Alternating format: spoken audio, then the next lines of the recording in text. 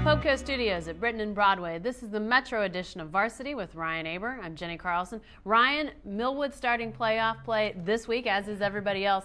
But they may be in one of the weirder positions in that Newkirk is the team they're planning to play. But there may be some other things at play here. What's the scenario involving Millwood as it relates to this Jones situation? Well, Jones has an appeal pending on Wednesday afternoon, and Millwood is mostly preparing for Newkirk, but they have traded film with John Marshall. They are at least looking at that, spending some time just in case the appeal goes through and Jones is allowed back in the playoffs. Millwood would at least have some idea of their opponent, John Marshall. That makes a big difference in the playoff draw for the Falcons.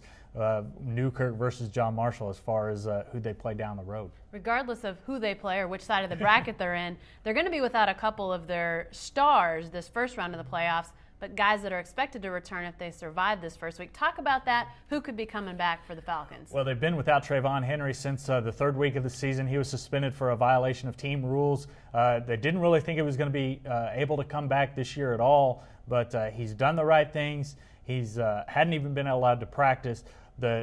Tony Henry, the coach there at Millwood, and the administration got together and decided that they would allow him to come back in the second round of the playoffs last week, and he's going to be allowed to start practicing on Monday should they win their first round game. Cavante Richardson, their quarterback, lost his cool a little bit in the Week 9 against Centennial, got into it with the Centennial player, was ejected, and had to sit out the next 2 weeks, which is the last game of the regular season and the first round of the playoffs. They should be all right. Danny Jackson played really well in that spot the other night. But some of the Millwood coaches are actually not feeling too bad about this because Cavante Richardson gets to rest up for a couple weeks. As long as they get through this week, they feel like they'll be in real good shape. All right. Thanks, Ryan.